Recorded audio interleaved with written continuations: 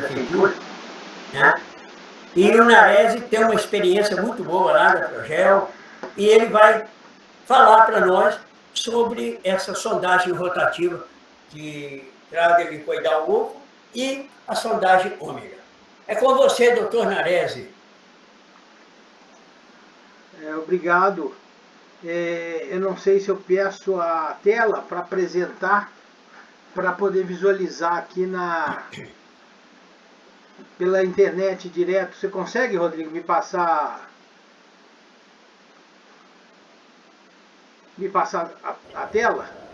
Tranquilo, Nares, é só você clicar em apresentar aí que vai aparecer. Apresentar, né? Aí você põe a tela que você quer mostrar, já sai. É aqui embaixo, no botãozinho aqui de baixo? É do lado da mãozinha. Do lado da mãozinha. A tela. tela. Tem uma setinha para cima aí. Deixa eu ver se é uma guia.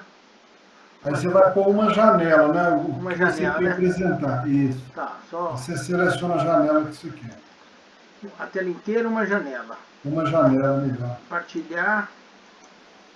Vamos ver se vai dar certo aqui. Partilhar. Já tá vendo? Isso. Agora sim, Nares. Ok. Então tá. Então aqui primeiro agradeço ao convite aí dos colegas, do Antônio Geraldo, que já é um grande colega antigo aí, e a gente se conheceu fazendo curso de pós-graduação em Engenharia Geotécnica, e foi uma conquista muito grande essa proximidade com ele, e valorizando e participando ativamente junto com a equipe do Singel aí, através do Rodrigo, da Érica, da Lorene, uma turma grande e motivadora, da qual a gente faz mais networking do que propriamente ensina, apesar da experiência. Só para mim me dosar aqui, eu vou ter quanto tempo para falar, para mim conseguir me dosar? Mais ou menos aí uma hora. Até 6 horas, né? Tá, uma hora e meia. Então eu vou ser bem objetivo, porque a estaca Hall-Auger ou ômega é uma estaca simplesmente que ela é uma estaca interessante de ser utilizada para obras onde você tem que fazer uma perfuração e não tem local para retirar a lama. Qual que é a grande vantagem dessa estaca? Que essa estaca, na hora que você perfura, diferente da estaca hélice contínua, ela não tira o material escavado para fora do solo. O que acontece com isso? A gente tem então um ganho de não fazer lama e sujeira na obra, que basicamente é o sonho de todo o cliente. Então ela tem esse formato aqui, onde esses estrados, eu não sei se vocês estão vendo a setinha do meu mouse, mas esses estrados, eles têm uma posição que direcionam a escavação do solo para dentro da própria parede da estrutura. E o que acontece? Aumentando até a coesão, né? Exatamente, eu ia chegar, Antônio é danado.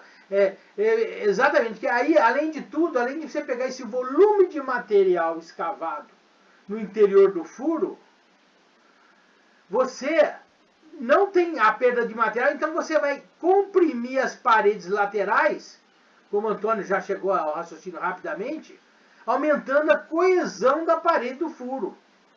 E o aumento da coesão da parede do furo, inclusive, é uma coisa muito boa, que ele vai promover até uma melhor rigidez da estaca.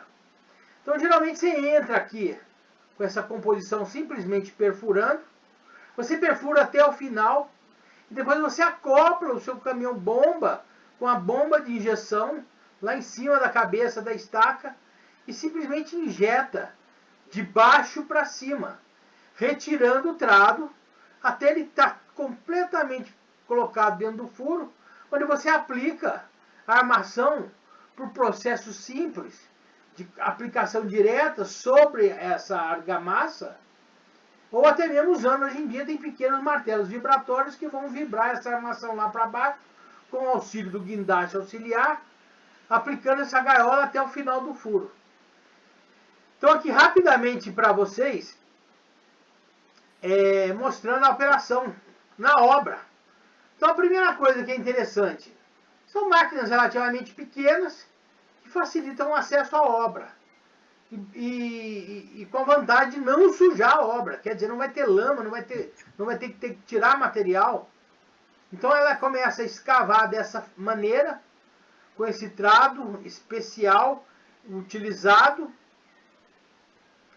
e ele é todo segmentado, então você vai furando com trados que podem variar de 1,5 m a 3 metros, segmentando esse trado. E aqui a gente vê a vantagem da execução, que é justamente você não tirar o material. Então toda perfuração que você faz, você observa que não sai nada do furo. O material de escavação fica completamente confinado dentro da furação. Então, mostrando aqui os segmentos de estacas, aqui no caso com segmentos de 1,5 m, aí você vê aí 1,5 m, 3 metros, 6, 9, 12 e assim por diante. Você consegue atingir profundidades do projeto onde está previsto assentar a sua estaca, seja ela por resistência de atrito lateral ou resistência de ponta, na região onde o Stand Penetration Test, que é um dado que vem da sondagem, vai definir, através de cálculos geológicos, geotécnicos, de Decur Quaresma ou Aoki Veloso, aonde essa estaca vai ficar assentada. E geralmente no SPT, em torno de 35 golpes. Se eu já estou calejado de ver, pode fazer o cálculo que for, que eu sei que dependendo da sondagem da estaca, a região, se for solo, e tiver medida de SPT de 35 a 45 golpes, é onde eu vou desejar assentar a minha fundação, desde que seja uma edificação de responsabilidade, para cargas admitidas para essa estaca. Depois, na hora que eu perfuro todo o conjunto de estaca ômega, eu vou lá com o meu conjunto bomba de injeção, vou quebrar o meu cimento aqui, usar minha batedeira para fazer minha calda de cimento e injetar ele no interior do furo de sondagem. Depois que eu tiver injetado, eu simplesmente vou lá e aplico a minha gaiolinha. Essas estacas de pequeno diâmetro, elas conseguem atingir cargas de 20 a 40 toneladas, dependendo da taxa de armação e do diâmetro de injeção que a gente atinge, dependendo do trato que for perfurar. E outra coisa interessante, só para finalizar, para ser rápido, essa estaca foi utilizada para aumentar subsolo de shopping center. Então você repara aqui que você tinha o subsolo feito com estacas batidas, estacas Franks, nessa cota, menos 9,50, e você desejou aumentar a capacidade de vagas de um shopping que já existia. Isso era o piso do shopping, onde já existia essa fundação inicialmente colocada, e se quis aumentar o nível de garagem. Então o que aconteceu? No piso atual da garagem que existia, fez-se um reforço da fundação existente através de um bloco e fez as novas estacas Hollow Auger. Por que fez embaixo do shopping? Porque não tinha condições de tirar a lama, de tirar o material proveniente da perfuração, e atingiu-se nova resistência à cota de menos 21, saímos da cota menos 4,50 e conquistamos uma cota mais resistente, menos 21, onde foi utilizada essa estaca Hollow Auger para novas cargas do bloco que iria abraçar as fundações antigas para poderem, inclusive, serem eliminadas após chegar à cota menos 21. Então, depois dessa perfuração ter sido feita dentro da garagem do Shopping Center em São Paulo, permitiu-se simplesmente a escavação do restante da obra a ponto de se aumentar o subsolo em 2 níveis para garagens, ou até mesmo para novas lojas do shopping center. Então veja a versatilidade que essa estaca tem, não só para ampliação de fundações numa cota mais existente, para permitir escavações sem tirar o prédio de cima, que é o mais bacana, e aproveitando também para fazer recuperação de estruturas onde um prédio que pode estar recalcando, por dentro do prédio você vai lá, reforça com um conjunto de estacas, de microestacas ômega, e você incorpora ao bloco de fundação, aumentando a resistência dessas estacas. Então aqui só para elucidar para vocês rapidamente, ver o funcionamento da estaca durante a sua execução. A simplicidade que é executar essa estaca.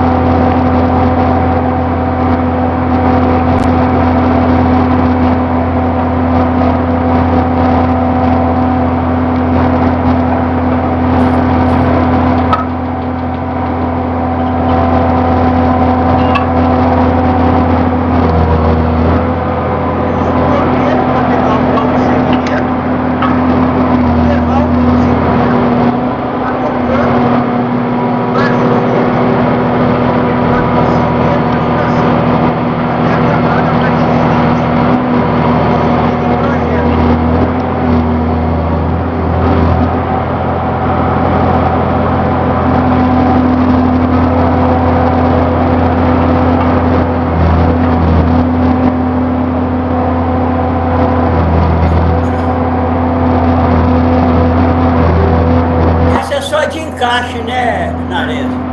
Essa é só de encaixe É simples. só de encaixe, né? Primeiro sentido de encaixe, sentido de encaixe, outro sentido de encaixe.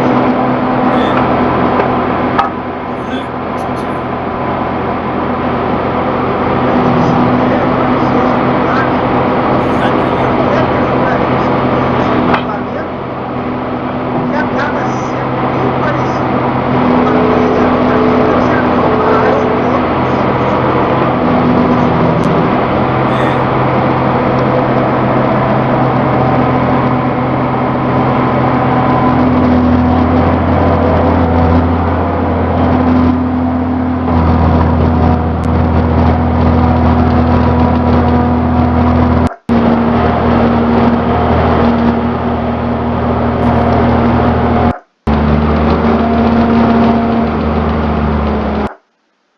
E assim eles prosseguem, né?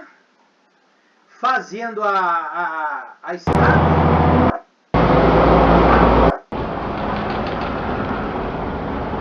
Depois eles vêm simplesmente, Antônio, por cima, colocam o funil e lançam argamassa feita na própria obra, que pode ser injetada dentro da própria estaca ou lançada, porque ela é toda segmentada e ela, na hora de retirar, existe o adensamento do concreto. Então eu acabei esse primeiro tópico, Antônio e Rodrigo. E eu posso passar agora para a estaca hélice rapidamente, né? Perfeito, nós temos até as 18 horas para ver tudo. Pode ir com calma aí que vai dar certo. Na verdade, eu vou ser bem rápido, senão não dá tempo.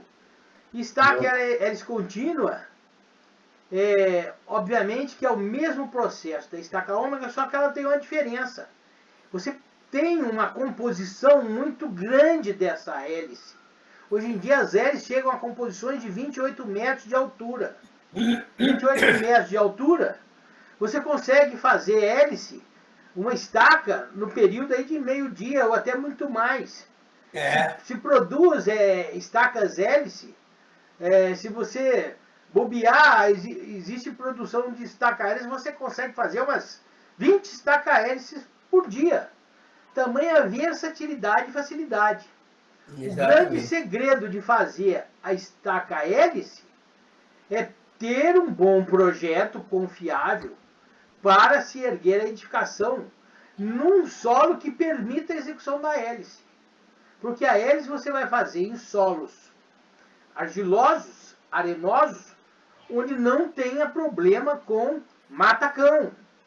Ou seja, tem muita gente que às vezes escolhe fazer hélice próximo de encosta, onde tem a floração de montanhas.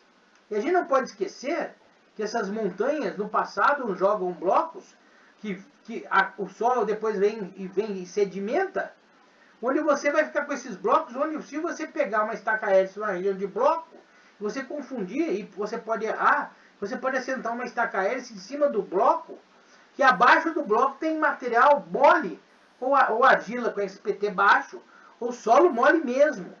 Então esse cuidado é que eu falo que se tem que ter com a hélice. E a hélice você tem os trados, que você pode ir colocando também um trado praticamente atrás do outro, você fura e depois você injeta. Algumas especificações técnicas que elas existem, né? Hoje em dia se fala em diâmetro de estaca hélice 800 milímetros. No passado, estaca hélice fazia com diâmetro de 400 milímetros. 800 milímetros é só estacão, executado com lama bentonítica. E hoje em dia se tem já estacas com diâmetro de 800 milímetros. Profundidade 24 metros, 28 metros, com torques variando na casa de 12.500 kg de força por metro, com força de extração de guincho, de pullback de 61.200 kg a força. E extração total chegando até 75 toneladas. Então eu só vou mostrar esse vídeo rápido, que se eu mostrar o vídeo eu acabo com a minha apresentação. Mas a hélice, me desculpa, ela tem essa simplicidade que não tem muito o que enrolar não. Esse vídeo é bem bacana aqui, vai mostrar para vocês a perfuração da hélice rápida. Olha o material lá fora, como joga material no solo. Se você calcular o volume de material de uma estaca de 800 milímetros, com uma profundidade de 28 metros, o volume do solo que sai é só calcular. 22 sobre 4 vezes H, você vai ter um volume. Então você tem que ter sempre uma escavadeira do lado limpando a área, para você chegar na cota de arrasamento dessa estaca, onde você vai injetar a argamassa pelo interior da estaca hélice e depois sacar o tubo de revestimento da estaca hélice, que geralmente é sacado sem rodar, e depois que você roda, você aplica a sua gaiola, às vezes em parte do fuste, ou dependendo do projeto, até na sua totalidade. Esse cálculo estrutural da estaca hélice.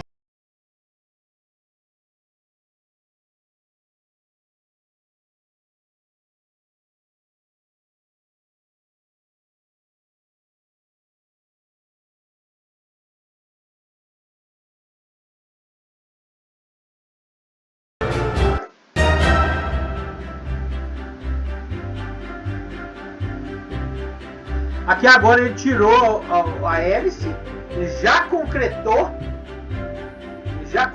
a estaca e ele vai agora aplicar a armação e finalizar o furo lá. Aplicou a armação rapidamente, né, usando a seção de armação das gaiolas. São seções de segmentos, a estaca foi muito profunda, escala de 12 em 12 metros. A gaiola.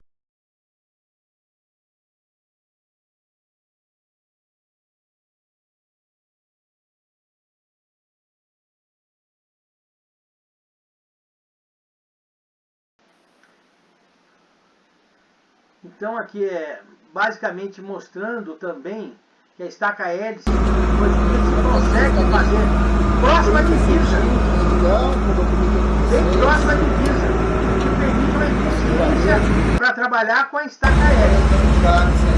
Aqui mostrando a estaca hélice, retirando o material escavado, que é removido, que é o solo, durante a sua injeção concretada.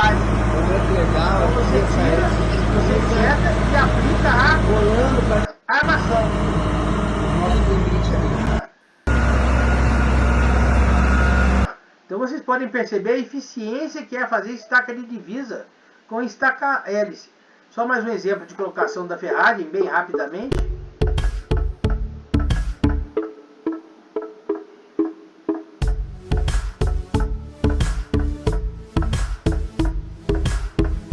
Você usa uma bomba de injeção do própria bomba de concreto, onde o concreto passa por esse mangote que vai até a cabeça da estaca, e o saca-rolha, eu falo saca-rolha como se estivesse sacando a rolha de um vinho.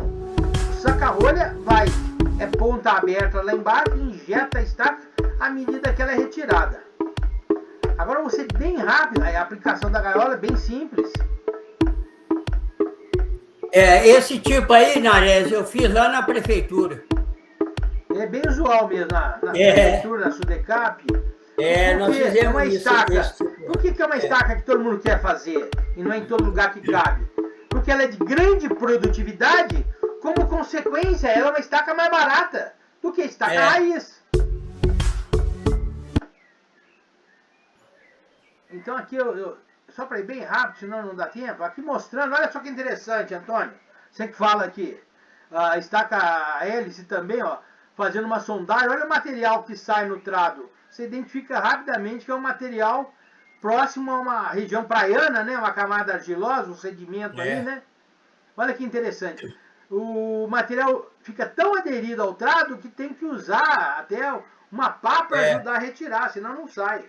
Não sai não, Se bem que hoje em dia já inventaram o limpa-trado, né, para evitar justamente mais esse trabalho da mão de obra e do esforço do funcionário ter que ajudar a tirar essas lamelas aí de lama aí para...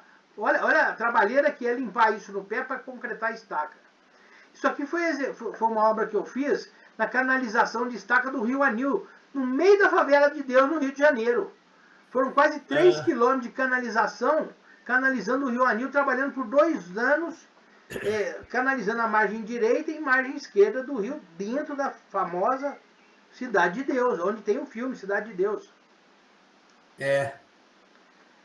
Então aqui falo rapidamente o que é o trado contínuo, que é a peça constituída por uma hélice espiral, é o trado. O torque é o valor máximo do momento torsor. O arranque é o valor máximo que se usa de força para tirar o arranque. Instrumento de medida é o sistema eletrônico que é usado na cabine do operador, que quando você perfura, você tem todos os dados de dureza, de solo, de perfuração, de diâmetro. É o que a gente vai mostrar aqui embaixo. A memória, o centralizador e o boletim de controle de execução da obra. Então, isso aqui é uma tabelinha que eu vou deixar aqui para vocês, mostrando o peso, o torque, o arranque máximo para os diâmetros de estacas específicos. E mostrando aqui que as máquinas são grandes, você veja que elas têm que ser transportadas por carretas especiais para poder chegar à obra. Isso ela chegando lá na Cidade de Deus, sendo descarregada para fazer a canalização. As características mínimas da mesa rotativa, é só uma informação que cada equipamento tem o seu, para vocês saberem que existe. E olha a parafernália que chega junto com a estaca. Isso aqui foi uma obra em Botafogo, feita com estaca hélice contínua, longe da encosta. Lá nós tivemos problema só de encontrar um matacão onde a hélice foi. Ela estava prevista para chegar a 18 metros de profundidade.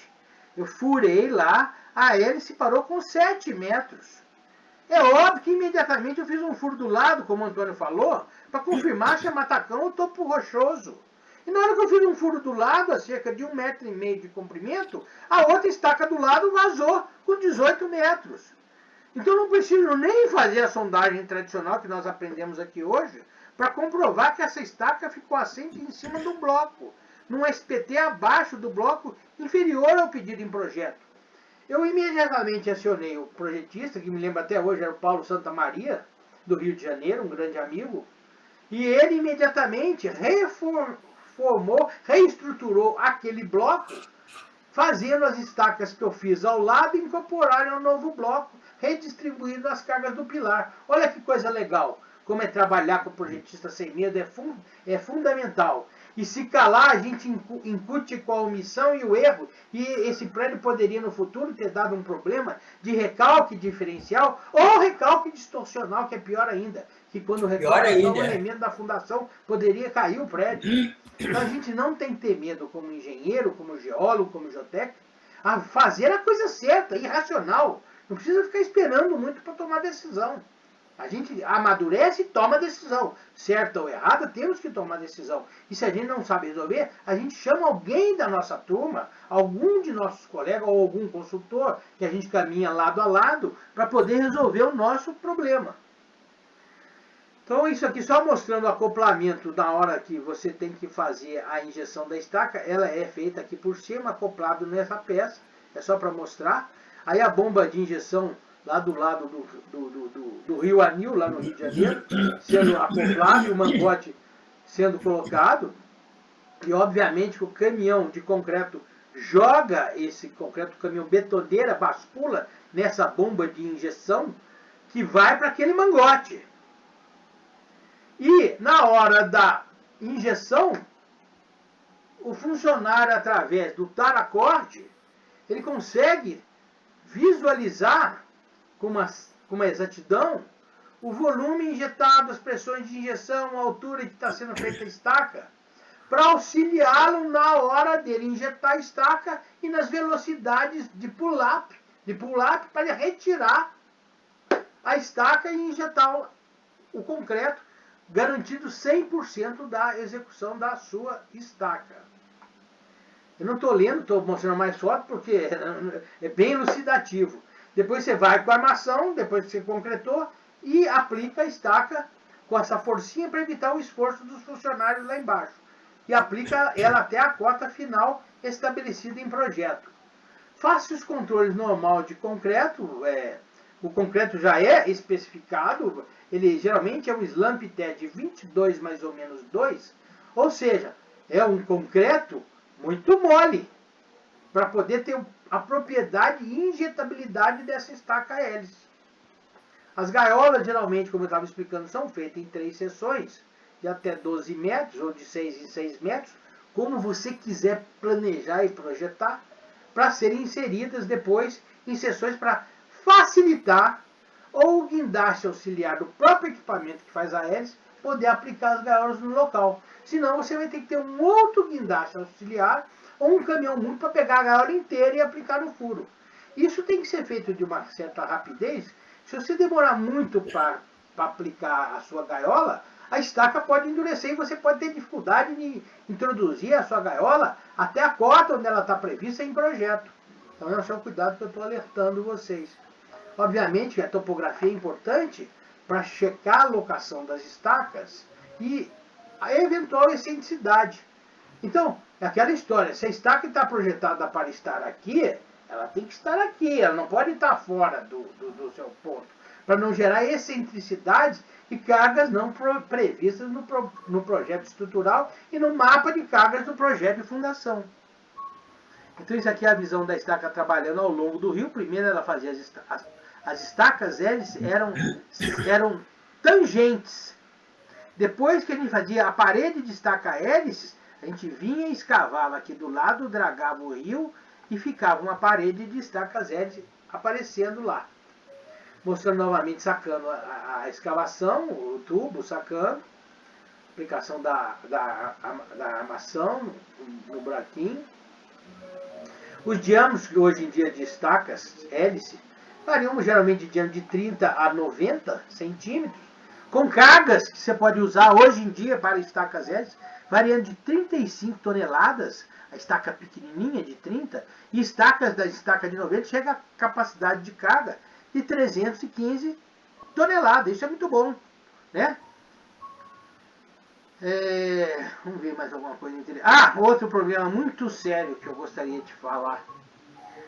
Estaca hélice. Com mais controle que se tem, hoje em dia os controles são cada vez mais aprimorados, podem acontecer falhas durante a sua concretagem. E essas falhas, isso aqui é um exemplo de uma falha de concretagem na hélice, que após você fazer na escavação lá em cima, nós escavamos e percebemos que ela ficou vazia. Olha só que transtorno. Só que a gente localizou essa estaca depois da escavação e corrigimos a cabeça dela. Então, por isso que eu te falo que o procedimento de estaca hélice deve ser seguido adequadamente, sem pressa e mais ainda, esqueça os computadores da máquina. Engenheiros, geólogos, nós temos que calcular. Se a gente conhece o volume de uma estaca, exemplo, se uma estaca dessa vai consumir um volume de 2 metros cúbicos teórico, se ela consumiu 3 metros cúbicos, ótimo, não vamos chorar não. É óbvio que a estaca ficou um estacão muito maior de diâmetro. Mas se eu calculo, Antônio, uma estaca para 2 metros cúbicos e eu gasto 1,2 metros cúbicos, o que aconteceu com a minha estaca, Antônio? Exatamente. Agora você vai vir me convencer que o computador está errado ou que nós estamos errados? Não, senhor. Nós temos que estar presentes, felizmente, na obra e fazer as nossas conclusões com fiscalização, com capacidade técnica, com empresas responsáveis, com quem sabe fazer, com projetistas. Por quê? Para a coisa funcionar adequadamente, porque não existe só um responsável. Existe o responsável de fato e os responsáveis de direito, que é toda a turma que está atrás da execução de uma obra, que tem a sua responsabilidade, queira ou não. Então, mostrando aqui o resultado da estaca, que eu disse que era a estaca tangente, para a canalização do rio, lá na Cidade de Deus. Depois escavando, você já vendo ela formar uma parede, como se fosse formar uma galeria. Depois dessas estacas aqui, quando for escavado do lado do rio, ainda receberam uma viga de contraforte atirantada. E depois demolindo a cabeça da estaca, que fica mais fraca, para chegar à cota de arrasamento final da estrutura. E aqui as estacas já sendo preparadas para fazer o bloco e, obviamente, depois as provas de cargas que forem necessárias, se o empreendimento de fato for ser de responsabilidade e para atender os requisitos legais. Os controles de corpo de prova e olha o resultado final da estaca. Essa aqui foi uma obra também lá no Rio de Janeiro, e onde você vê depois após a escavação o resultado das estacas, onde vai ser erguido um prédio lá de 16 andares. Aqui então termina a parte de estaca hélice. Ainda tem tempo, não tem? Tem. Então eu vou falar uma coisa mais bacana ainda, Antônio. De tudo que você ensinou hoje aqui, para os alunos, para os nossos colegas, para os nossos novos clientes, que eu fico brincando que o aluno de hoje é o cliente de amanhã, por isso a gente tem que passar informação, para na hora oportuna eles poderem usar não só a informação que a gente passa, como a gente. Então aqui eu falo assim, a importância de se fazer uma campanha de sondagem para definição de projeto, seja ele qual for, escolha correta e assertiva da contenção para casos de escorregamento de taludes em costas íngremes, ou para escolha das fundações de edifícios de responsabilidades e projetos de engenharia. Então estou mostrando aqui, eu até botei essa foto aqui que eu gosto de apresentar.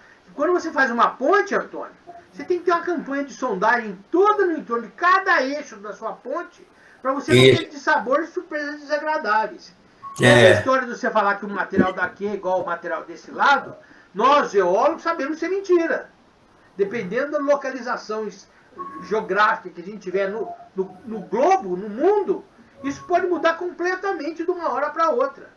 Eu posso ter uma fundação aqui com aflorante, com 1 metro de profundidade, e do outro lado eu posso ter uma fundação com 30 metros de profundidade. Por isso a importância da gente saber fazer sondagem, seja para o que você falou hoje, para eixo de barragem, seja para ponte, seja para contenção. Obra de contenção tem que ter sondagem. E depois, se der tempo, eu queria mostrar esse videozinho aqui, que é um prédio de Santos, que é a sondagem de Santos, para quem conhece, sabe que a gente vai atingir um solo resistente a 60 metros de profundidade. E Santos, quando você faz o primeiro prédio, não dá problema de bulbo de tensão. Mas quando você faz um segundo prédio do lado, os bulbos de tensões se cruzam e começa a dar problema de recalque distorcional. Então depois, se der tempo, eu queria mostrar esse vídeo do meu amigo professor Maffei, que eu acho espetacular. Mas eu queria passar rapidamente antes a ideia de por que o que o Antônio ensinou hoje aqui. O que são sondagens geológico-técnicas? Sondagens geológico-técnicas são procedimentos de investigações diretas executados para caracterização do terreno. Foi tudo que nós vimos hoje, Antônio. Eu não vou ficar lendo aqui. Então nós vimos hoje o básico e muito mais. Basicamente, né, Antônio? Sondagem a percussão, sondagem a traje, sondagem de trincheira, sondagem rotativa mista, né? A percussão rotativa, postos de inspeção, trincheira, etc, etc, etc. E para que eu faço isso? Para brincar? Não. Para fazer obra de ferrovia, rodovia, prospecção para mineração, como o Antônio falou hoje o dia inteiro, falando para descobrir os teores de minério, o teor do cobre, o teor do ferro, pontes e viadutos, estudo de pluma de material contaminante para a turma aí do ambiental. Eu também sou apaixonado por engenharia ambiental, sou engenheiro ambiental. A turma que pesquisa vazamento de contaminantes, seja ele qual for, a sondagem é importante. Para você descobrir onde foi parar o material e para você fazer obras de estanqueidade desse material, obras de bloqueio do contaminante sem ficar apavorado. Para definição de eixo de barragem, como você falou muito bem hoje, o tempo todo, e nós somos conservadores, eixo de barragem para nós é material bom, né, Antônio? Material bom. Porque não vai ficar botando uma barragem para ela rodar, pô. Aí eu agir com negligência, imperícia e imprudência. Coisas que a gente foge de agir. E se tem gente mais corajosa que a gente, que assuma a responsabilidade. Nós somos conservadores. Para fundações de grandes edifícios, de grandes não, de fundação, sondagem é norma. Até para fazer uma casa você tem que ter pelo menos um furo de sondagem.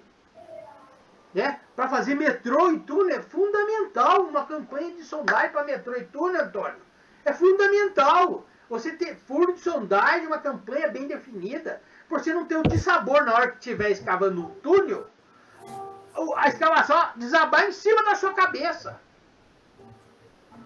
Não pode.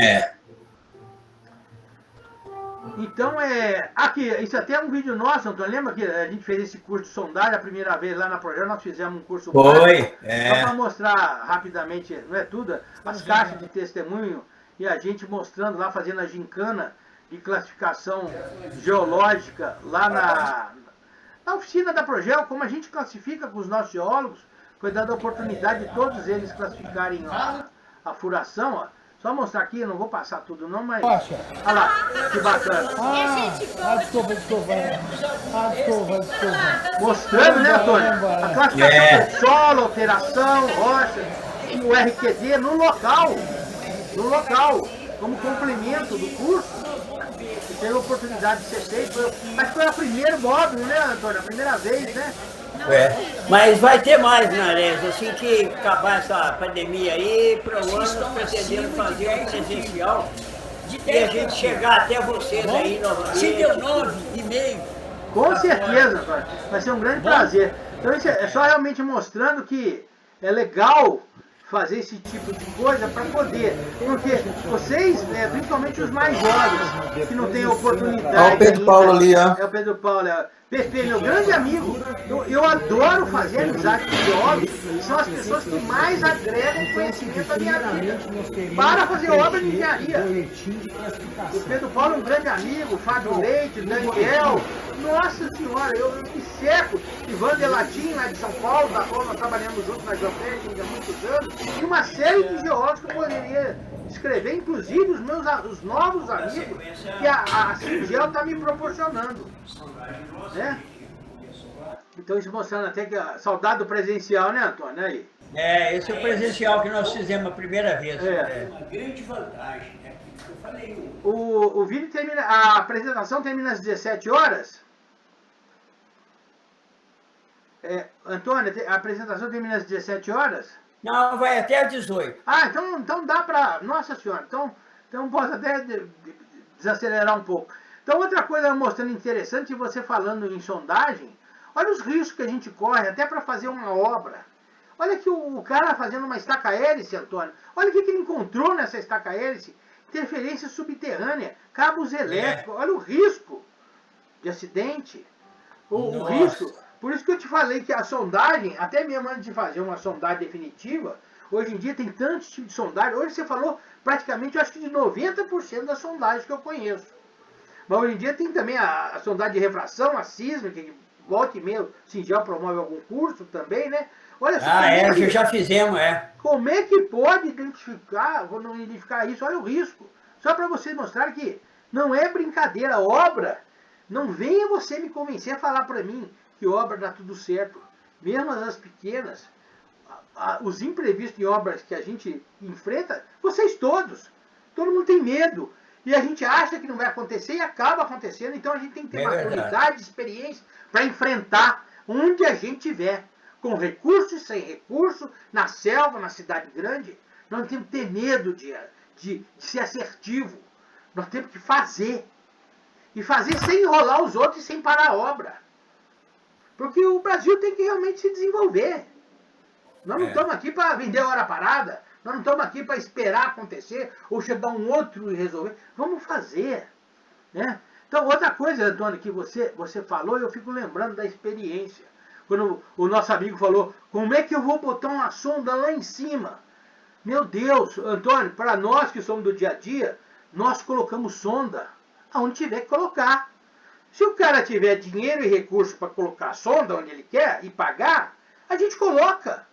O problema de fazer uma perfuração e uma sondagem, seja onde for, a sonda lá em cima do morro, lá em cima, no meio da selva, de helicóptero, abrir clareira, lá em cima de um lugar, é o que você descreveu, que você desmontou a sonda. Nós puxamos a sonda, demora o tempo que for, nessa encosta enorme, justamente para poder fazer um furo de sondagem aqui, para poder gerar uma sondagem, para virar um projeto geotécnico, para aferir a estabilidade desse talude que ia ser alargado. Só que o que acontece? Olha o conceito como é interessante.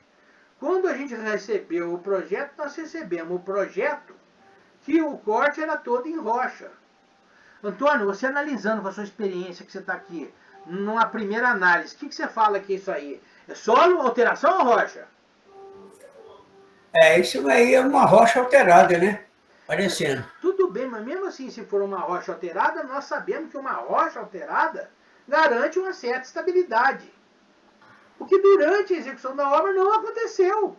Então nós tivemos que ir fazer um novo furo de sondagem. Aí eu vou...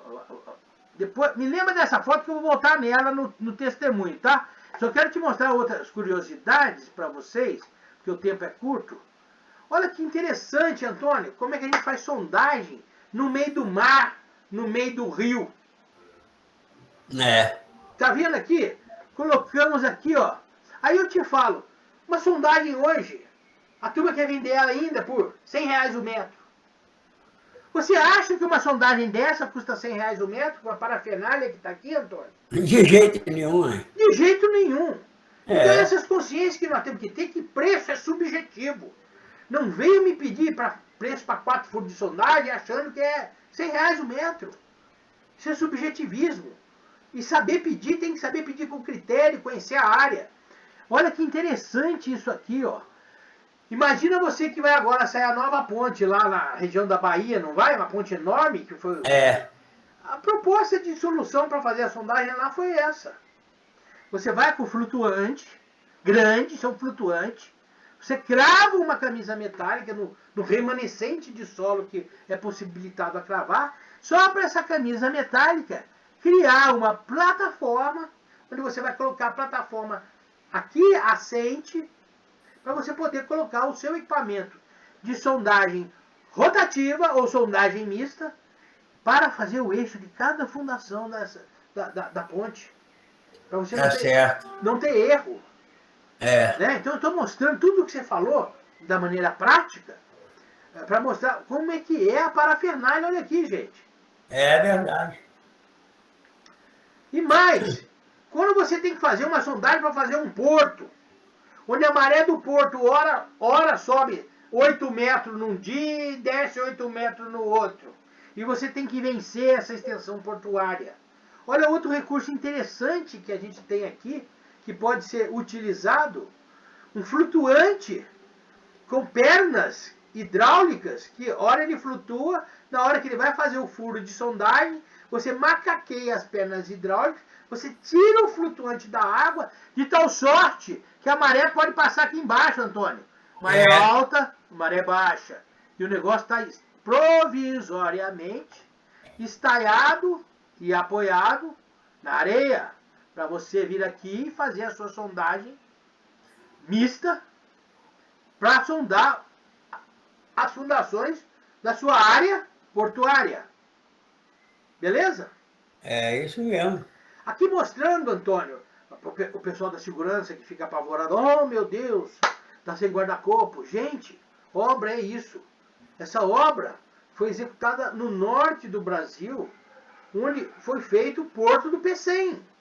E a sondagem do Porto do Pecém, ora a maré ia embora lá 20, 30 metros mar adentro, ora ela vinha com tudo. Uma solução rápida para se fazer uma sondagem de emergência foi se pegar essa escavadeira e trazer essa estrutura aqui para botar a sonda aqui em cima, Antônio. E assim foi feito. E olha a qualidade da sondagem. Olha a qualidade da sondagem lá no Ceará, em Fortaleza, lá no Porto do Pecém, São Gonçalo do Amarante. Olha que bonitinho. A caixinha de madeira, você consegue ver, você consegue ter uma ideia do que você vai enfrentar para aplicar a sua estaca de concreto protendida de 800 milímetros de diâmetro para a execução do porto naquela época. Ué, aqui parece que deu um probleminha de... Vou até carregar de novo a página aqui, não sei por que não carregou. Ah, agora carregou. Deixa eu voltar aqui. Então essa parede nessa caixa, tá vendo aqui o que você explicou hoje? Olha o barrilete aí, Antônio. Barrilete que foi usado para recuperar essa alteração. Isso. Certo? Isso mesmo. Aqui eu na época, lá nem sei quantos anos atrás, deve ter 30 anos isso, lá com o encarregado da sonda, do lado do furo, para mim saber o que eu ia enfrentar para executar o Porto do Pecém na cravação dessas estacas.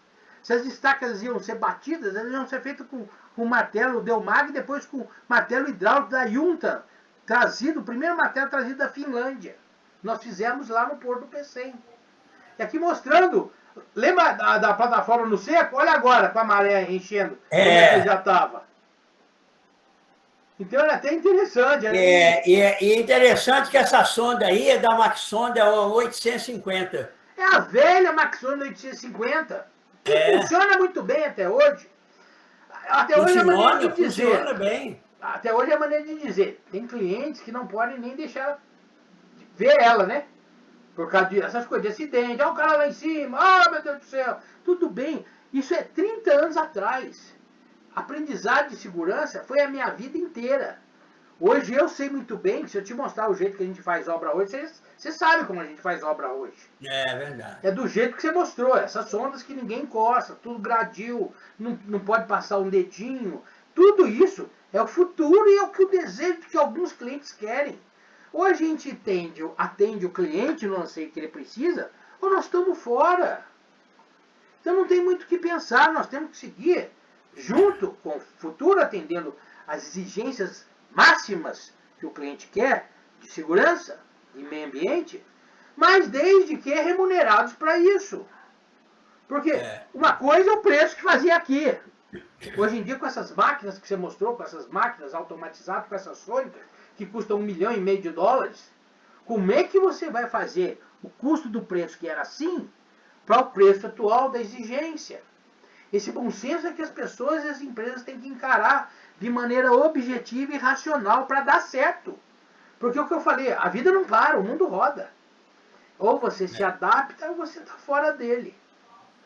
Então isso eu estou mostrando, isso eu não tenho vergonha de mostrar. E, Antônio, você sabe que sondagem era feito muito pior que isso, né?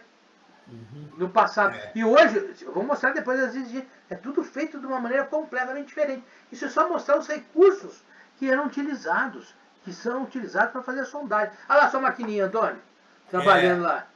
Agora a maré baixou lá, continua trabalhando. É isso mesmo. Tá? Isso tudo para não quebrar a haste, o revestimento, para não quebrar a haste de perfuração. Né? E qualquer variação de maré, você sabe que o negócio tora, né? Se tiver uma balsa... Tem que manter a verticalidade do furo. Sem falar nisso. Tem que manter a verticalidade do furo. Então aqui só mostrando para vocês. E outra coisa interessante, Antônio, eu não sei se você já viu isso, Antônio.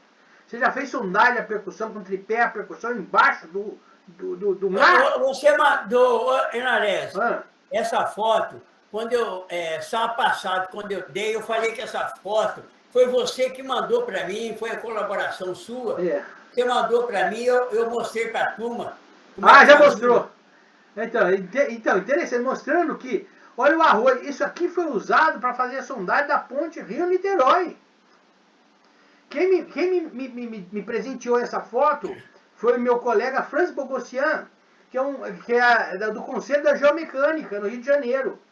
O Francis conta essa história em palestra da qual eu presenciei, porque nessa época eu tinha 10 anos de idade, não posso te dizer que eu fiz essa obra porque tinha 10 anos, mas acompanhei com esmero e já fiz outras obras nesse sentido em outras épocas, porque descobri que existe o sino, que nada mais é que um sino fechado, onde realmente você faz o tripé de percussão montado aqui dentro e a sonda rotativa, e o mergulhador desce de narguilé aqui, entra aqui dentro e trabalha. Olha lá, olha a turma como é que trabalhava na execução da ponte de Niterói.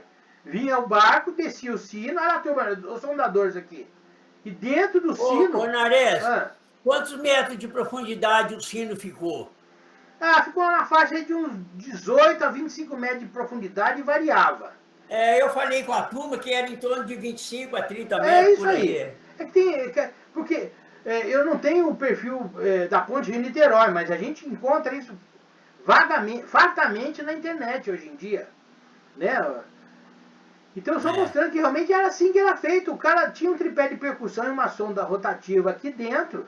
Os caras primeiro desciam o sino e os sondadores foram treinados para virar mergulhador. é. Quer dizer, eles tiveram que aprender a mergulhar, alguns conseguiram, outros não, para poder fazer atividade. Olha lá, o sino aqui, né? Para fazer atividade, ele chegava, aí, descia o sino lá embaixo, olha lá. Descia o sino lá embaixo, o mergulhador com narguilé. Narguilé é um tubo que aqui em cima bombeia o oxigênio e ele chega com pressão para o trabalhador lá dentro. Aí ele entrava aqui dentro tinha outra mangueira com outro narguilé que já deixava isso aqui oxigenado. Então lá dentro ele não precisava trabalhar com equipamento de mergulho, mas tinha que reger ao trabalho de condições de atividades hiperbáricas, como se ele estivesse trabalhando dentro de um tubulão ar comprimido, a profundidade de 30 metros, com uma pressão de trabalho de 3 quilos por centímetro quadrado de pressão. E não acontecia nada, ninguém morria. Isso é balela que os caras morriam. Mentira. O pessoal gosta de falar que morreu não sei quantas pessoas na pandemia. Morreu, mas não de hiperbarismo. Não, pode ter sido de outro tipo de acidente. Mas não morreu ninguém concretado dentro do tubulão, não morreu Verdade, ninguém. Isso aí é história que o pessoal conta. Teve alguns acidentes lá na Ponte de Niterói durante a execução da prova de carga. Onde a cargueira que fizeram, que era um paliteiro de estaca, se soltou e caiu no mar. E caindo no mar, atingiu alguns trabalhadores que estavam envolvidos na prova de carga, das quais morreram 6 pessoas. Mas não tem nada a ver com falta de conduta ou execução de obra. Então, seguindo em frente, só para terminar de mostrar, que hoje em dia já existem até sondagens já mais automatizadas. Hoje em dia você desce uma sonda lá no fundo do mar e o equipamento faz o furo sozinho, sem a necessidade de mão de obra. Essa você sabia também, Antônio, que existe? Essa semana eu estava lendo sobre fazer a sondagem automatizada, muito interessante de um trabalho que está sendo feito, Nares.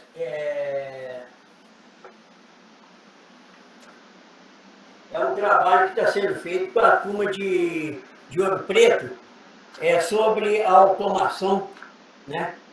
Parâmetros operacionais de sondagem, pressão hidráulica, velocidade de ferramenta, rotação dos guinchos, rotação do motor diesel, transportador de motor, torque hidráulico, vazão da bomba, né, primária e na bomba de injeção, ângulo da torre. Olha quanta coisa. Isso eles estão trabalhando para fazer tudo isso voltado para a parte de automação. Interessante. É o sonho de todo mundo hoje. Que com automação, coitado do funcionário que usa a mão de obra, não vai ter mais. Vai ser tudo automatizado. Então não vai ter acidente. Isso é o sonho de todo mundo. A gente tem que ir com calma e fazer as coisas com discernimento. Porque atrás de uma automação vai ter profissional gabaritado que vai ter que operar aquela automação. Né? Então, só seguindo aí, Antônio, enquanto a automação não chega na sua plenitude, mostrando aí como a Progel executa sondagem em Lâmina d'água. Isso é só um resumo.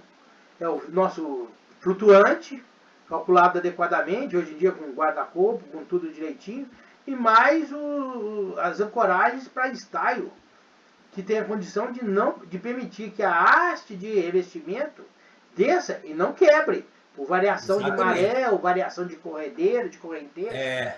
E sondagens que são utilizadas geralmente para fazer justamente prospecção de barragens, localizar o eixo de barragem, onde a gente vai edificar a sondagem da melhor forma possível. Correto? Corretíssimo. Muito bom. Então, e o lugar onde você não tem recurso, você pode até improvisar uma plataforma dessa. Você pode pegar esses tambores de 200 litros, né? E soldar os tambores e fazer uma plataforma. Claro que pode, a vida inteira sempre se fez isso. Só que, novamente, só reforçando, hoje em dia, quando a gente vai em alguns clientes, se a gente falar isso numa mesa, nossa senhora, nós vamos ser chamados de bandido. Entendeu? Por isso que eu te falei, nós temos que ter a educação que temos, a técnica que nós sabemos, e ter o bom senso de enfrentar com preço, qualidade, prazo e preço acessível, para conseguir continuar fazendo obra. Porque aquela história, sempre tem um melhor que você. A gente sabe que a gente é bom, mas sempre tem um melhor. Então a gente, para estar no mercado, nós temos que aceitar as regras e as condições do cliente. Porque hoje em dia, se eu te contar o que é exigido, engenheiro naval, RT, estudo de tombamento, estudo de flutuação. Antônio, olha, o que a gente calcula hoje em dia é inacreditável. Então, quer dizer, mas se tiver ainda pessoas com bom senso e aceitarem que isso é normal e sempre foi feito, as pessoas podem fazer com um pouco mais de segurança. Né? Com certeza. Então, só querendo mostrar para vocês esse testemunho aqui. Lembra que eu mandei para você guardar aquele taludão aqui de cima? Só para você ver que bacana que é.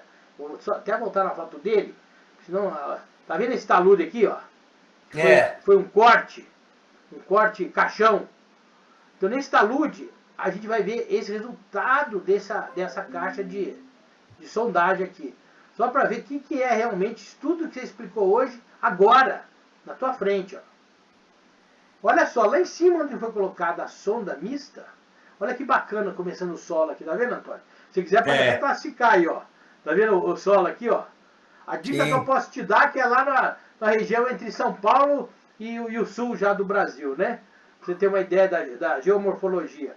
Então você vê aqui que aqui a gente pode classificar como o quê, Antônio? Como solo, né? E você classificaria como argila. Por isso que eu te peço pra você brincar comigo já. Aqui é o solo, ó. 1 metro. Você vai ver que o 1,45 m continua mantendo o mesmo perfil, ó. E você já vai ver aqui que em 2,45 m, olha como ele já está mudando, Antônio. Tá mudando, Tá? Olha em 3 metros aqui, como já está pipocando uma rocha-mãe aqui, já pela ação do intemperismo no girossolo. Isso aqui é a coisa mais linda da geologia, da geotecnia, né? É para entender a transformação do planeta ao longo dos milênios.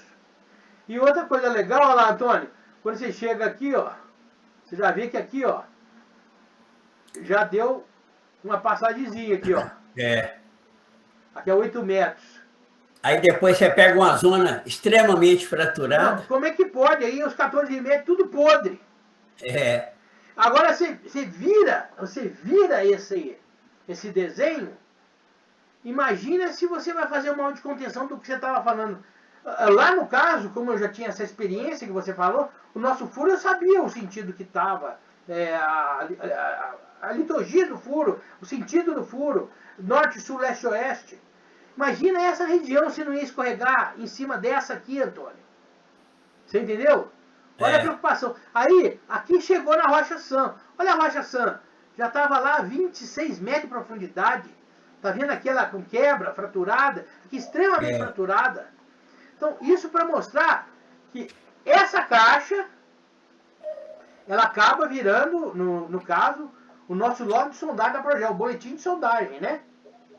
A caixa, que é ar-condicionado. A gente vem aqui e faz trecho em solo, matacão, voltou para trecho em solo, rocha. Aí o colega perguntando, como é que eu sei que aqui não é o topo rochoso? No nosso caso, a gente estava com a sondagem rotativa, né, Antônio? Nós atravessamos, passamos numa camada de solo de novo e chegamos na rocha sã. E isso tudo só para mostrar para vocês por que o trabalho de geologia é importantíssimo para a engenharia. Aí eu já estou fazendo a conexão. Porque aquele log e aquela caixa vira esse material. Antônio, isso é o que nós aprendemos no nosso curso de engenharia geotécnica. Se eu não me engano, com o nosso professor Francisco Chagas, certo? Onde a gente traça o perfil geológico e geotécnico e através dos programas que existem hoje aos montes, o Rock Science, o Plaxi, o GeoSlope, você consegue descobrir a que fator de segurança esse talude se encontrava naquele instante. Olha que interessante, aplicando os processos de Bishop, Jambu, aqui. O fator de segurança desse talude que eu te mostrei naquela foto era menor que 1, Antônio. Nós aprendemos que o fator de segurança menor que 1 já era para ter caído? Exatamente.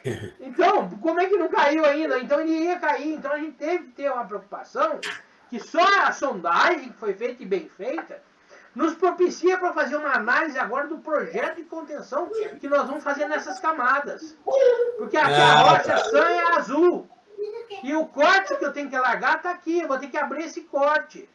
Então na hora que eu chego aqui, que eu já tenho uma rocha no cinza, e aqui a rocha mãe, a rocha sã no azul, obviamente que eu vou ter que fazer uma contenção, eu vou ter que ter cuidado com essa camada de solo alterado que está aqui em cima, que vai deslizar tudo isso aqui, essa serra não tinha fim, ia lá para cima, e isso tudo ia deslizar e ia cair aqui. Então, obviamente que aqui você começa a enxergar uma obra de contenção, que aqui onde tem rocha não cai, mas daqui para cima você tem que se preocupar em fazer sua contenção, seja com cortina atirantada, com grelha atirantada, com solo grampeado seguido de aplicação de tela de alta resistência e concreto projetado. Aí que entra a geologia ajudando a engenharia a fazer o projeto na escolha certa, de forma mais econômica, que garanta um fator de segurança para a vida humana e vida de patrimônio de 1,5. Certo? Certíssimo. Então, materializando de novo esse perfil que eu te falei, daquelas caixinhas de novo, a gente consegue enxergar agora o projeto. Olha que bonitinho, Antônio. Não, ficou uma cortina espetacular, hein, pai? Não, aqui, ó, você tem que fazer, a sugestão seria fazer uma cortina só para escavar esse tantinho aqui, ó. Só esse pedaço. Por quê? Porque se você não fizesse, ela só contasse com essa rocha extremamente alterada, se você fizesse qualquer corte deixando na rocha, todo esse solo aqui de cima e esse material ia parar tudo aqui na pista. Imagina se você entra numa obra dessa, como a gente acabou entrando, sem saber o perfil geológico, geotécnico. Olha o risco que se corre embutido numa obra de engenharia. Então você vê aqui é solo, ó, foi contido com solo grampeado, concreto projetado. Aqui foi contido com tela metálica de alta resistência e chumbador, sem projetado. E aqui embaixo a nossa tradicional cortina atirantada. Cortina atirantada, Ou grelhas com vigas de contraforte. Tá? E aí tem um detalhe, né? Que essas cortinas, você tem que levar, você tem uma zona de ativo e uma zona de passivo, né? Você tem que ainda olhar isso aí, porque às vezes, se você, dependendo da sua cortina, você tem que ir até mais... O que você está me falando é, por exemplo, admitindo que a cortina seja onde eu estou passando o mouse aqui, tá dando para ver, Antônio? O mouse? Tá dando para ver. O que você está corretamente é o seguinte, se eu pretendo aqui nessa cortina, por exemplo, que foi de 60 toneladas o tirante, se eu ponho um macaco que puxa 60 toneladas, acreditando que eu vou reagir minha estrutura de concreto contra o meu maciço instável, o que você está me falando é assim, cuidado para você, com 60 toneladas, não puxar essa alteração para cima de você. Ou seja, até esse estudo sim foi feito Foi feito, era necessário ancorar o tirante nessa camada maior aqui, ó. Tá vendo, ó? Tá vendo aqui, ó? Isso Só aí. que nesse caso foi feito tantos estudos que chegou à conclusão que isso era o suficiente.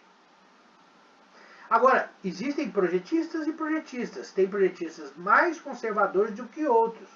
E nós que somos o cliente ou que somos os executores, temos que ter a noção necessária e exata de tomar a decisão técnica mais razoável e segura para todo mundo.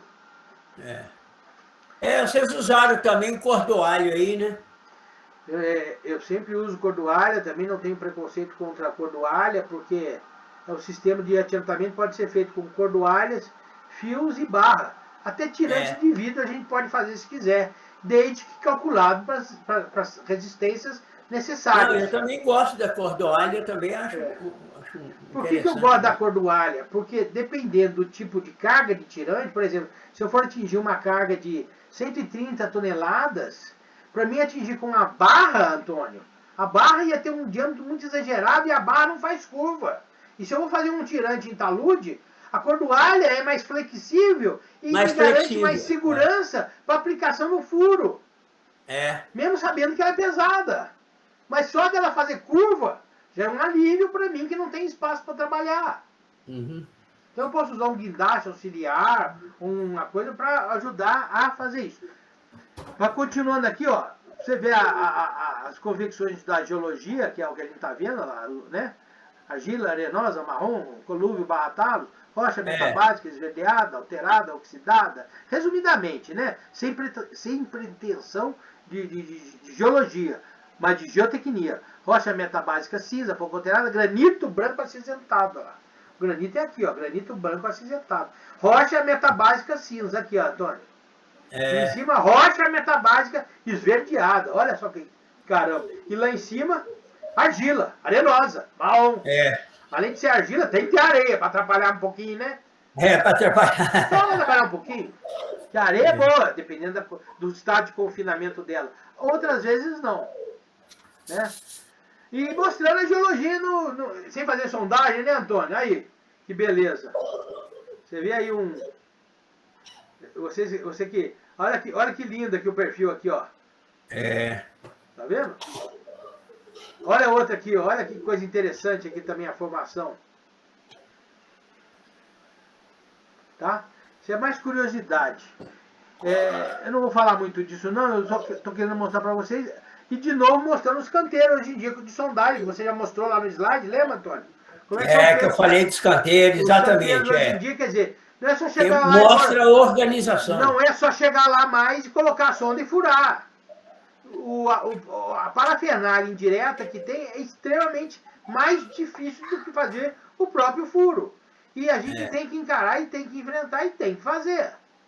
Não, igual eu falei, hoje as plataformas tem que ter, porque o que torna-se a sondagem, às vezes,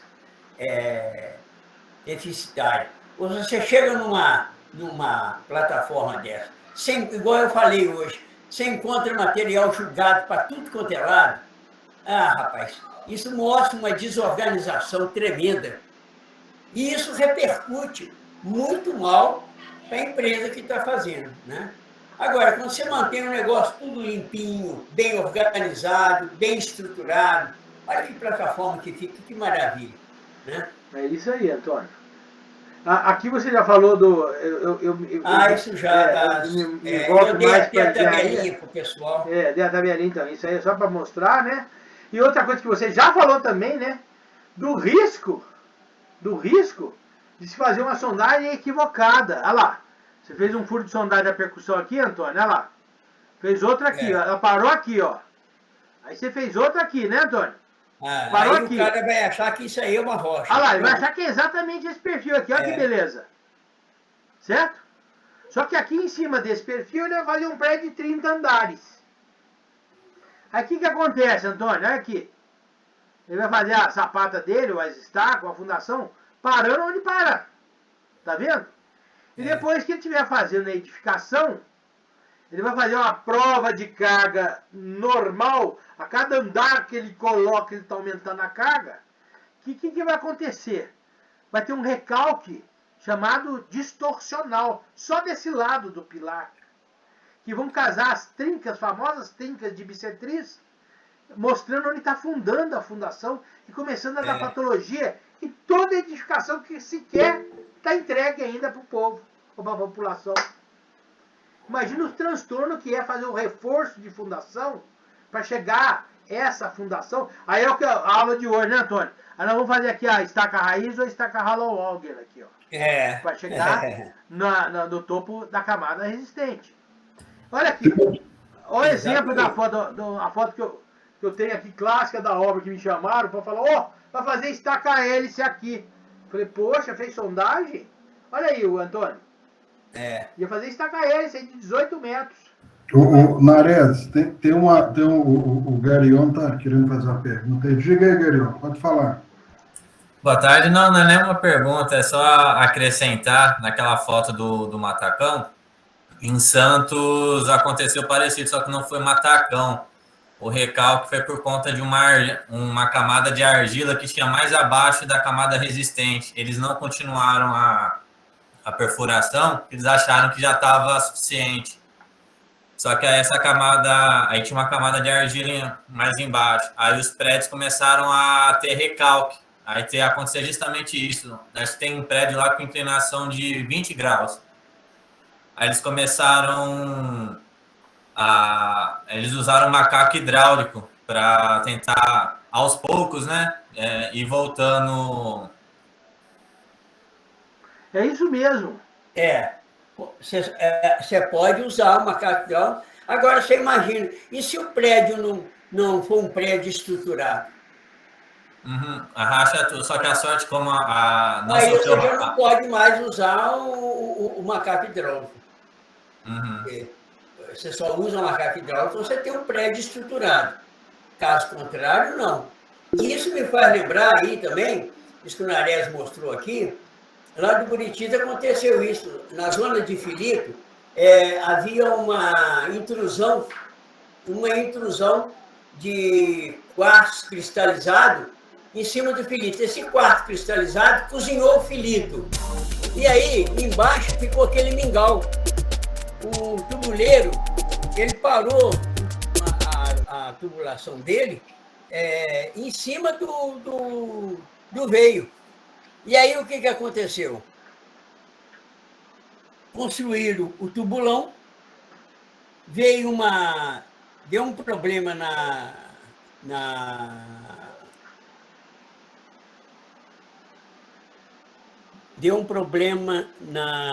na tubulação da Copasa e ela estourou. Esse material, essa água, percolou todinha entre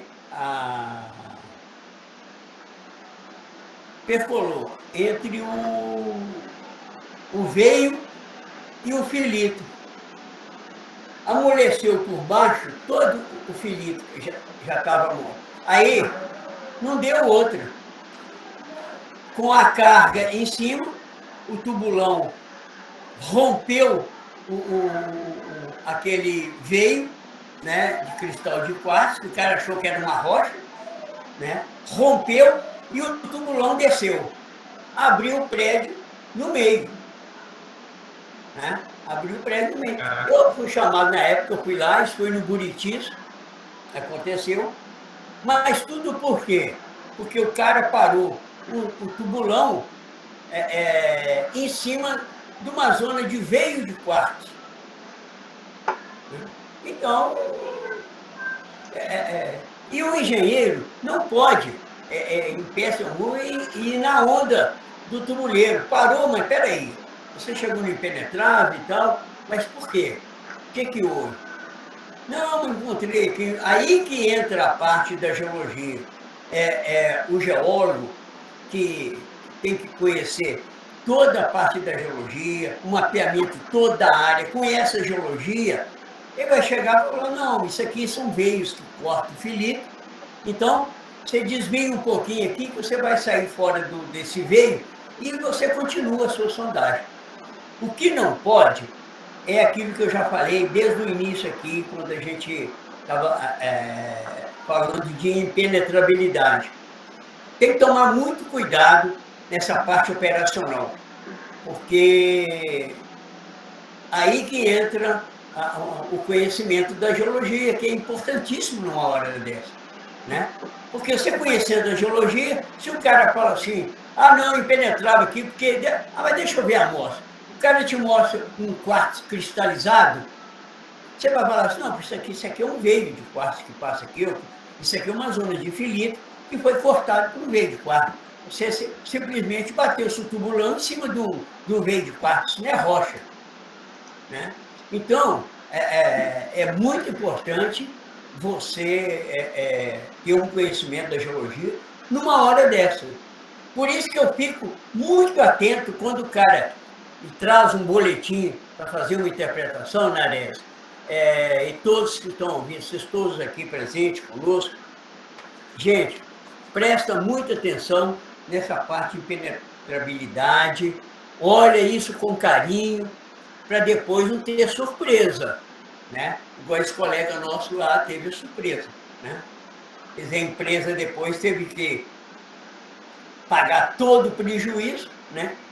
E acabou sendo demolido, porque o prédio abriu, você podia até passar a cabeça com o corpo e tudo, o prédio abriu muito fora fora, e eles tiveram que tentaram fazer uma recuperação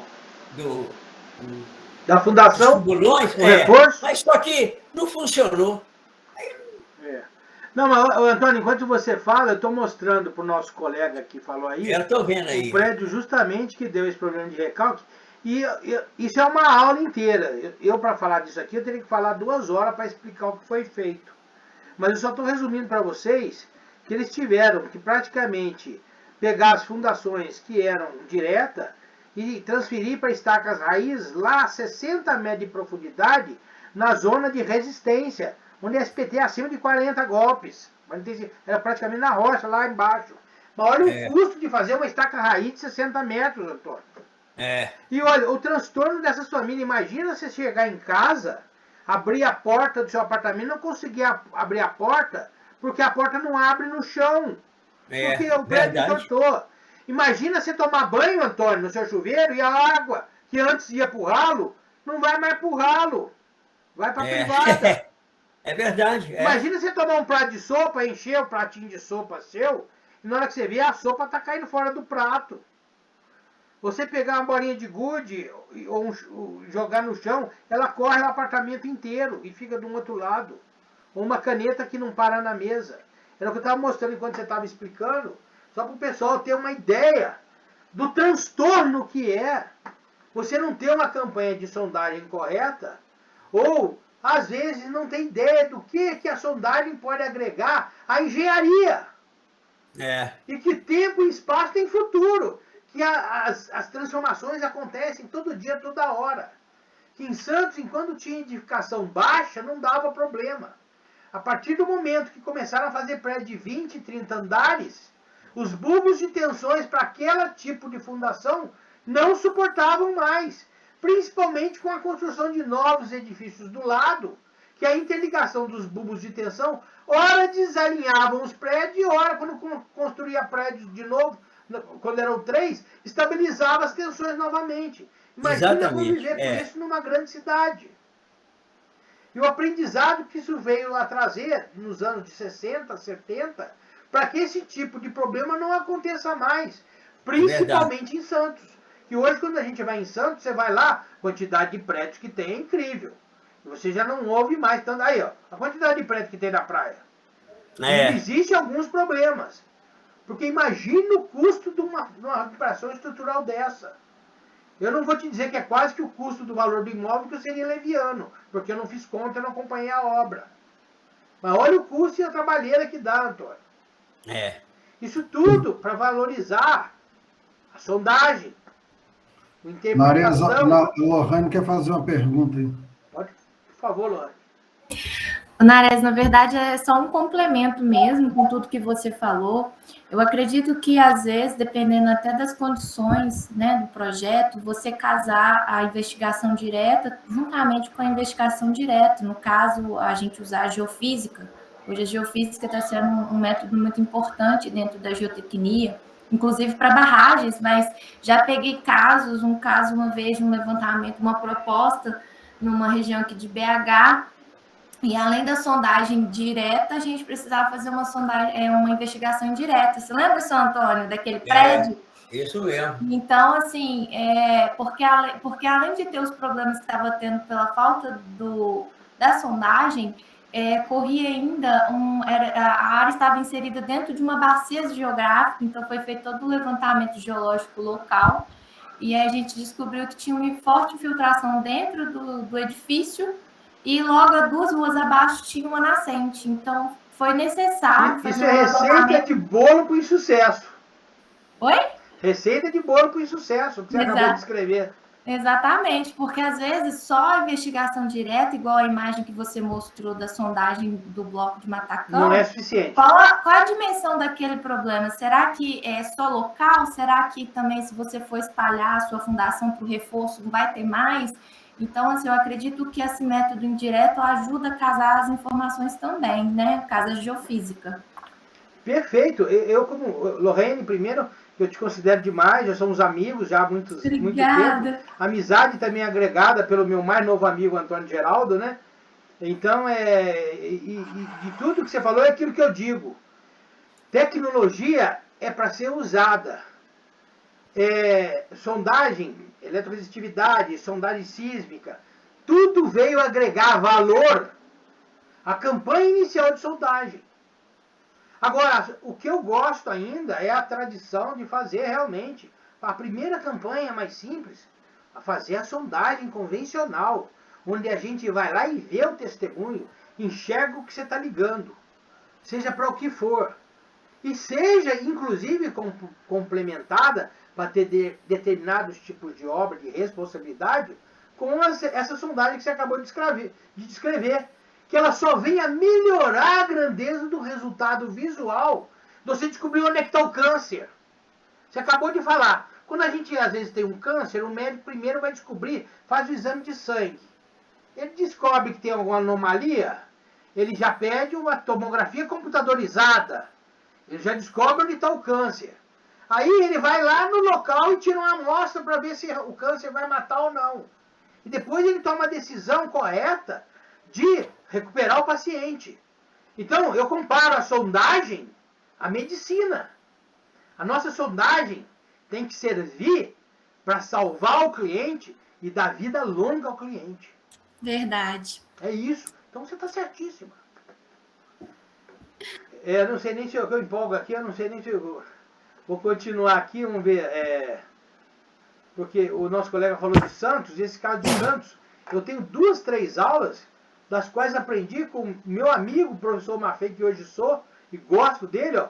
Tá até na página aqui, ó. Eu não sabia que estava aqui, ó. Tem hora que eu esqueço das coisas aqui. Olha o prédio de Santos que a gente está descrevendo, Antônio. Os prédios são assim, ó. A camada. O nosso amigo tá ouvindo aí, o nosso amigo? Eu esqueci o nome dele. Positivo. Você tá vendo, ó? Então você acabou de... Eu não sabia nem que estava logo abaixo. Você espera um pouco, você ia ver. Mas é bom, é isso, ó. É o que você falou. A primeira camada é areia. A segunda camada, para não chamar de...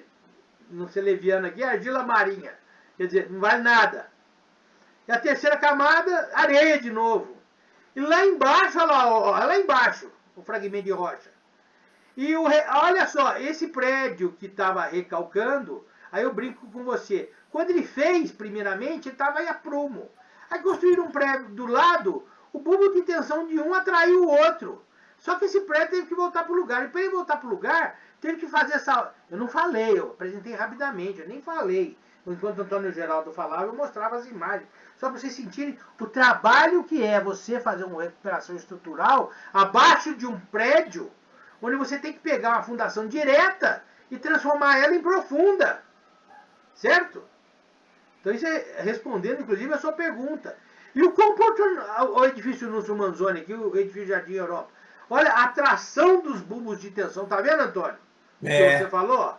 Um atraiu o outro, pronto. Um atrai o outro, Lascou os bulbos de tensões, bagunçou tudo.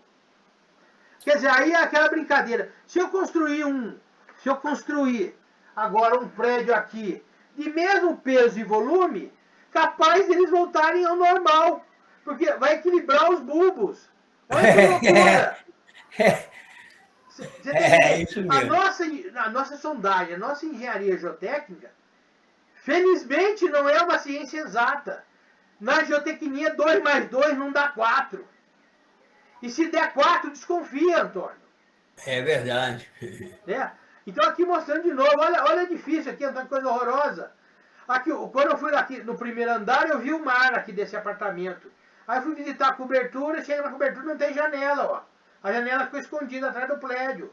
Conseguiu entender, Antônio? O nível do desaprumo do edifício, que foi recuperado. Aqui é o nosso amigo de novo aí, ó. O resumo do perfil geológico, geotécnico da sondagem. Aqui a rocha, mergulhando lá na região praiana, acontecendo isso, a profundidade que você falou aí, ó, 50, 60, 70 metros, você vai ter um terreno firme. Isso aqui, ó, é a receita para o insucesso, argila marinha. Porque você tem uma camada de areia fina, sobre ela é completamente compressível. Elas vão dar recalques diferenciais e distorcionais incríveis. A gente não vai... Ah lá, o resumo da sua sondagem aí, ó. De novo, de 8 a 12, areia medianamente compacta. De 20 a 40, argila marinha. Depois uma camadinha, às vezes, de areia. Depois de 40 a 50, camada dura de rocha. Começa a dar uma rochazinha na nossa terra. Não. E olha aqui outra coisa que eu só vou mostrar, não vou falar muito. Antônio, passei nesse prédio. Olha que tristeza você ver isso. Nossa. Uma semana passei, estava tudo direitinho. Olha outra semana o que aconteceu. Tá vendo? Isso aqui porque a sondagem média que foi feita aqui foi considerada uniforme. E por incrível que pareça, nesse trecho pequeno, tinha um mergulho de camada aqui, onde a camada desse solo aqui pesou e fez trabalhar o empuxo ativamente sobre as fundações aqui, que foram fletidas, não foram dimensionadas para receber os esforços que esse peso dessa estrutura causou deformando esse solo, gerando uma queda de material para o lado esquerdo, fazendo esse prédio ser recalcado. Felizmente esse prédio do lado foi salvo e aqui não conseguiu salvar, teve que ser demolido. Imagina a tristeza não só para a empresa que construiu, como para as famílias que adquiriram um imóvel. As famílias, o problema é esse, Entendeu? Então aqui, ó, olha só, de novo a nossa sondagem, Antônio. Olha aqui o que aconteceu, Antônio. Do lado, o perfil é assim. Do outro, muda. E essa areia compacta, com essa camada maior, e do lado aqui é argila orgânica, na hora que a fundação desse prédio que está aqui, chegou a plena carga, conseguiu trabalhar com o sobrepeso do bloco, junto à camada de areia, na argila marinha, que é totalmente compressível. Fazendo isso tudo rodar para cá. E a fundação que estava aqui não aguentou.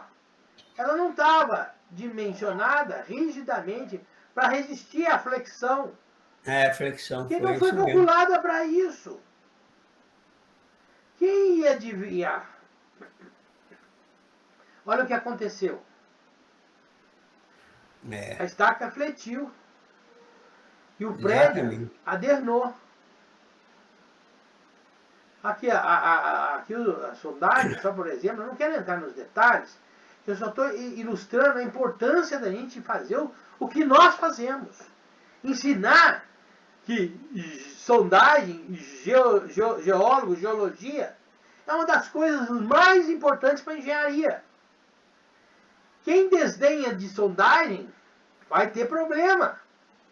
Quem faz pouca sondagem vai ter problema. Quem não faz questão de saber o que é sondagem, talvez seja até mais feliz. Mas vai ter problema. É, Tá? Então aqui é isso mostrando outro mesmo. perfil, ó. Só para mostrar outras camadas aqui, ó, o perfil argila, citose, arenóia, né? Isso tudo com a identificação das camadas, ó. O gama do aterro, variando de 18 a 20, o selinha dos materiais e os ângulos justamente para você dimensionar, que até para você fazer o encontro de uma ponte, se você não levar em consideração, se aqui tiver um rio e aqui for o encontro da ponte, e você não dimensionar esse encontro de ponte, levando em consideração a geotecnia e a sondagem que tem dos encontros, sabendo que pode ter esforços que podem atuar de maneira a formar uma cunha de estabilidade que geram empuxos, pode derrubar as estacas do encontro. Com certeza. Né? É. Então, ó, por isso que é importante ter sondagem uma por eixo, para a gente analisar, para a gente fazer um estudo, para saber o resultado que dá e os níveis de segurança que nós vamos atender. Então, da norma, né? Eu só trabalho com e-mail, Antônio. Não vem para cima de mim falando que nível de segurança para a vida é baixo e que o dano material é nenhum. E aí você pode baixar o fator de segurança. Mas eu adoro esse fator de segurança de um e-mail, Antônio. Dá aquele pouco. Tá certo. Aqui é. Outra ideia de exemplo de perfil de sondagem para túneis. Olha só, a casa em cima, olha como é importante. Você tem uma ideia de onde tem um solo, onde tem um residual jovem, rocha alterada, rocha fraturada, uma fratura dividida aqui no meio e onde vai passar o seu túnel aqui no amarelinho. Olha quanta coisa você pode prever de acidentes geológicos, geotécnicos. Lembrando a execução do metrô, que foi feito sondagem, mesmo assim ainda teve problema de desabamento. Lembra o buraco que abriu lá em São Paulo, do metrô? Aqui, ó, lá em São Paulo que aconteceu, ó. O piping que aconteceu. Só posso explicar pedidos por voz recentes. Ó, eu tô falando com vocês, a Alexa entrou aqui conversando comigo. Vê se pode. Professor, Pois não. é Ailson aqui que fala. Deixa eu te falar, uma coisa que eu fiquei percebendo aqui é o seguinte: quando a gente vai fazer o perfil geológico e geotécnico, né? Aí tem as sondagens, você vai ligando ponto a ponto, mais ou menos ali, para fazer aquele perfil. Só que, por exemplo, quando você tem um ambiente, por exemplo, que lá no Rio de Janeiro tem muito gneiss, muita rocha dobrada, quando isso se altera aí, quando você tenta ligar os pontos, dá mal bagunça, né? Com certeza você já deve ter feito perfil geológico, né? Porque quando é um terreno de sedimentação, né? Tranquilo, marinho, você tem as camadas sedimentares, é tranquilo. Agora você tem um terreno dobrado, que foi alterado, né? Aí quando você vai fazer as ligações para gerar o perfil litológico, qual foi o desafio? O que você dá uma dica aí para a gente quando for gerar esses perfis aí? Alisson, vivi minha vida inteira no Rio de Janeiro fazendo obra. Inclusive obras de contenção e sondagem, seja na Baixada quanto nas serras, Petrópolis, Teresópolis, em Xerém, na Baixada. E o que eu falo é o seguinte: não confia que está errado. É a primeira coisa que eu te falo. Você mesmo falou, não bate nada. E vou te falar, não bate mesmo. Então o que eu tenho que fazer? Seja geólogo. Tenha coragem de propor uma campanha de sondagem de verdade. Onde está o seu empreendimento, você vai definir quantos furos você quer, e não a norma. Você vai propor mais furos necessários para você ter certeza onde você liga o seu pontinho com o outro. Não acredite nos outros. Não acredite em sondagem. Tenha segurança de fazer a sua sondagem. A sua sondagem não é você executar. Você propor a sua campanha até você estar confortável de entender o problema que você vai enfrentar. Porque eu tenho aqui também uma aula que não dá para passar hoje. São só dos problemas que aconteceram no Rio de Janeiro com erros ou falta das sondagens. Acontecem problemas direto. Desde a água do mar entrar nos túneis até as encostas caírem por falta de sondagem. Isso quando existem obras de contenção já. Ou, para se fazer uma obra de contenção assertiva, é o que eu estou falando. Tem que fazer, no mínimo, 3 furos de sondagem mista por seção. E seção a cada 20 metros, 10 metros, e dependendo do escorregamento, dentro do escorregamento. Porque sem as sondagens, nós, engenheiros ou geólogos, vamos estar simplesmente chutando. Eu não sei se eu respondi a tua pergunta.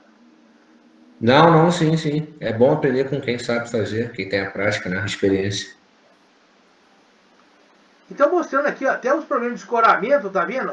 Se você não conhece a sondagem, você faz uma escora perfeita, bem feita, e mesmo assim, olha ainda o que acontece, olha a surpresa que você tem.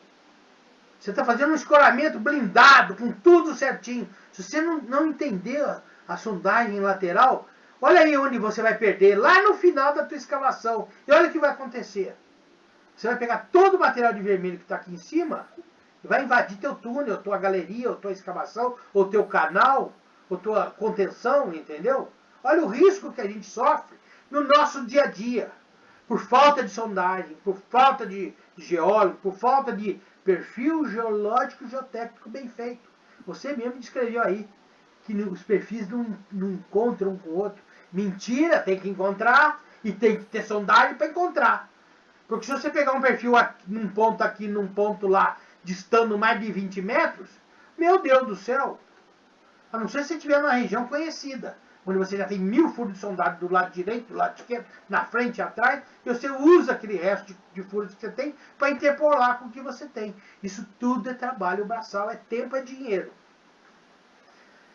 Entenderam mais um pouquinho dos túneis, o que pode acontecer com as ideias e interpretações de sondagem, justamente para permitir o tipo de escavação segura. Outras coisas que acontecem. Vocês lembram do acidente que teve aqui na Petrópolis, do túnel que estava sendo escavado, que abriu um buraco na pista? Isso aqui é um exemplo do que acontece.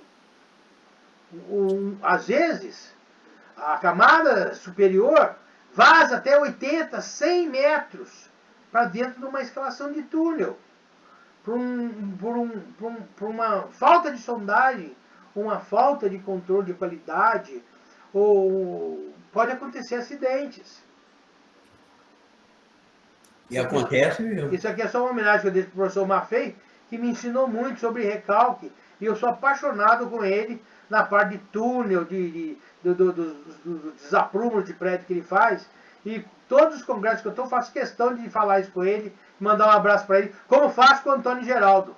Você conhece o professor Maffei, Antônio Geraldo? É. Você conhece o Maffei, Antônio? Não conheço não. Qualquer dia eu vou te apresentar ele, viu? É uma figura, é gente finíssima. Ainda vamos conhecer sim, vamos. Aí, Maffei, ó, no congresso, quando ele passou esse túnel que o nosso colega falou. Professora Heloísa, tivemos uma aula do desaprumo do edifício Núcio Manzoni. Foi uma aula sensacional. Eu estou contando para os meus alunos aqui que eu faço a minha aula voltada em todo o material dele. Eu tive o prazer de estar com essas duas figuras ilustres do meio geotécnico e de fundação do Brasil. Muito obrigado. Muito obrigado. Fiquei muito feliz aí. Isso não tem preço, né, Antônio Geraldo? É igual a nossa amizade. Não tem mesmo, viu? Deixa eu ver se tem alguma coisa bacana, aqui já está acabando. Ah, Antônio, um pouquinho. Eu acho que é isso, né? Aqui só para lembrar, ó, o televisamento de furo também, Antônio. Não sei se só mostra isso para a gente finalizar por causa do horário. Olha lá. Com você, né, Antônio?